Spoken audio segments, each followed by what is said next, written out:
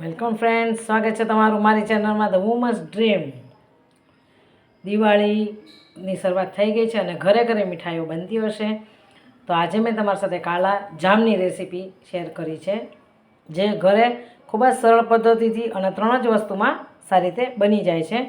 આમાં અમુક જો તમે વસ્તુનું ધ્યાન રાખીને ઘરે બનાવો તો બહુ સરળ પદ્ધતિથી આપણે ઘરે બનાવી શકીએ છીએ. તો આ કાલા જામની રેસીપીને શેર કરજો, મારી ચેનલને ફોલો કરજો અને લાઈક કરવાનું ના ભૂલતા. Happy Diwali in advance all. આપણે વસ્તુ જોઈ લેશું. તો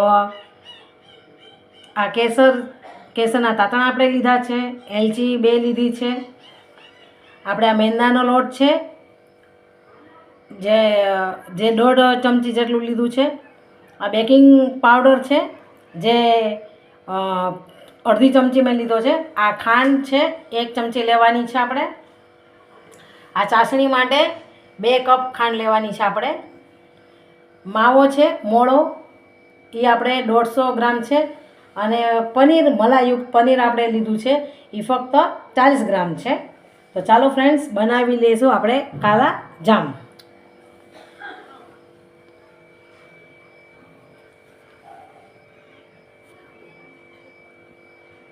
તો સૌ પ્રથમ આપણે માવાને આવી રીતે ભાંગી લેવાનો છે.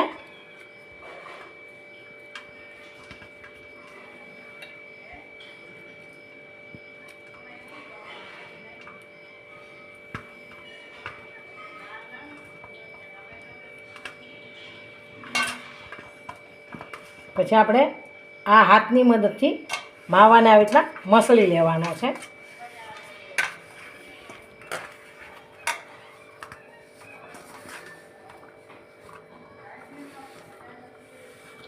આપણે જેમ લોટ બાંધતા હોય ને એવી રીતના આપણે માવાને ખૂબ જ મસળવાનો છે, જ્યાં સુધી આમાંથી ઘી છૂટું ન પડી જાય ત્યાં સુધી આપણે આને એવી રીતે મસળી લેવાનો છે મોળા માવાને.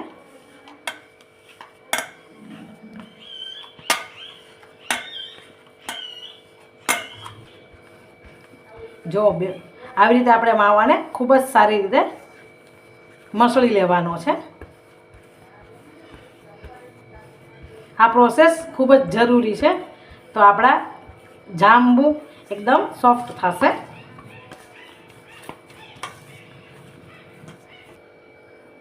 એવી જ રીતે આપણે મલાઈયુક્ત જે પનીર લીધું છે, આ પનીર મેં ઘરે બનાવ્યું છે. આમાં મલાઈનો ઉપયોગ મેં વધારે કર્યો છે.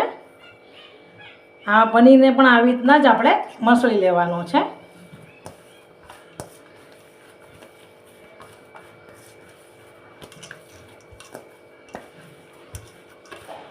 ચાલીસ ગ્રામ પનીર અને 150 ગ્રામ મોળો માવો છે. માપ લઈને જો તમે કરશો તો જાંબુ ખૂબ જ સરસ બનશે. આવી રીતના જો એકદમ મસળી નાખવાનો છે હથેળીની મદદથી. અને હવે આપણે આને બેને મિક્સ કરી નાખશું.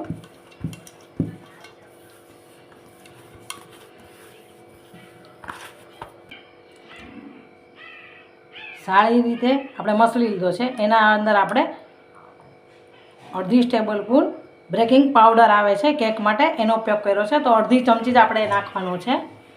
અને આ મેંદો છે જે મેં 1.5 ચમચી લીધો છે, એને આપણે પણ નાખી દેવાનો છે. અને 1 જ ચમચી ખાંડનો ઉપયોગ આપણે કરશું. ગુલાબજાંબુ બનાવતા વખતે આપણે ખાંડનો ઉપયોગ નથી કરતા, પણ આપણે કાલા જામ બનાવીએ ત્યારે આપણે ખાંડનો ઉપયોગ કરવો જરૂરી છે. હવે આ બધી વસ્તુને આપણે સારી રીતે મિક્સ કરી દઈશું.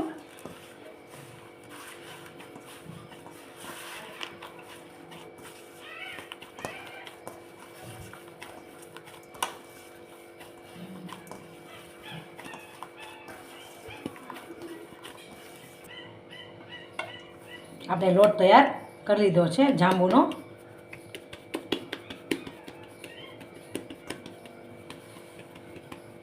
હવે આપણે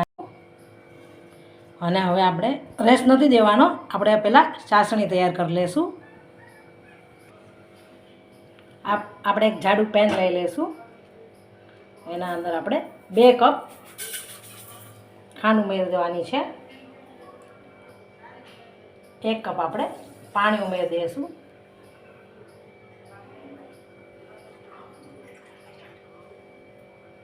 છે 1.5 કપ પાણી મેં ઉમેર્યું છે આમાં. હવે આપણે એના અંદર ગુલાબજામના 2-3 ટીપા એડ કરી દઈશું. એલચી અને તાતણા.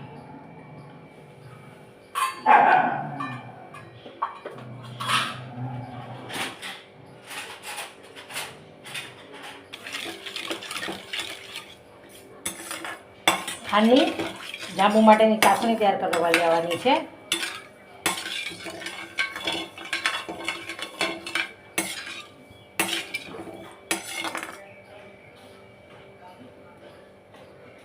ચાસણી તૈયાર થાય છે એમાં આપણે 1 ચમચી દૂધ એડ કરી દઈશું.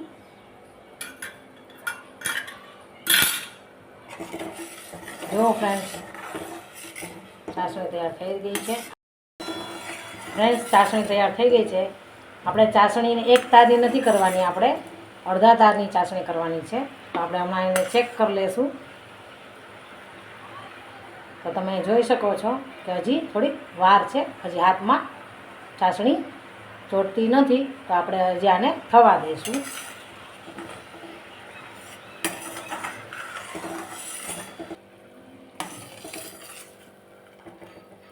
જો ફ્રેન્ડ્સ ચાસણી તૈયાર થઈ ગઈ છે. હવે આપણે ચેક કરી લઈશું. પહેલાં આપણે ચાસણી તૈયાર નહોતી થઈ, હવે આપણે હાથમાં લઈને આમ ચેક કરશું તો થોડો હાથ આપણે ચોટે છે. ફક્ત આપણે અડધા તારની જ ચાસણી કરવાની છે, આખા તારની ચાસણી કરવાની નથી.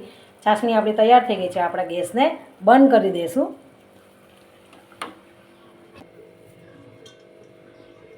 લુવા તૈયાર કરી લઈશું.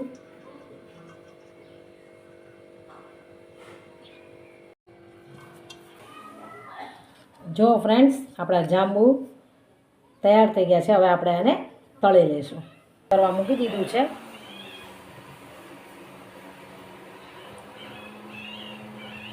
આપણે જાંબુને તળી લેવાના છે. તો આપણે જ્યારે જાંબુ નાખીએ ત્યારે એને આપણે સતત હલાવતા રહીશું, જેથી કરીને જાંબુ એકદમ સારી રીતે તળાઈ ગયા છે. કાલા જામની અંદર આપણે લોટ બાંધતા વખતે 1 ચમચી જે ખાંડ નાખીને એના લીધે આપણે આ કલર પકડાણો છે. જ્યારે આપણે ગુલાબજાંબુ બનાવીએ એમાં આપણે ઉપયોગ કરવાનો નથી. આ ટિપ્સ તમે ખાસ યાદ રાખજો કે કાલા જામ અને ગુલાબજાંબુમાં આ ફરક હોય છે કે આપણે લોટ બાંધતા વખતે એમાં ખાંડ નાખીએ તો આપણો કલર કાલા જામનો પકડાઈ જાય છે. તમે જોઈ શકો છો સરસ મજાના આપણે કાલા જામ તૈયાર થઈ ગયા છે. હવે આપણે આને ચાસણીમાં નાખી દઈશું. ધીમા તાપે પહેલાં ફાસ્ટ અને પછી ધીમા તાપે આપણે જામને સારી રીતે શેકી લેવાના, તળી લેવાના છે. ઉતાવળ જરાય કરવાની નથી. હવે આપણે આને ચાસણીમાં એડ કરી દઈશું.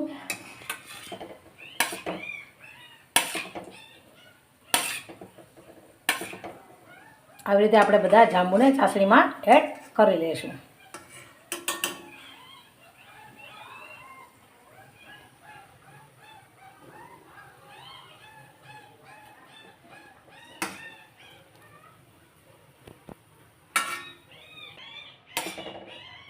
તો ફ્રેન્ડ્સ ચાસણી આવી રીતના આપણે ઉપર એડ કરી લઈશું.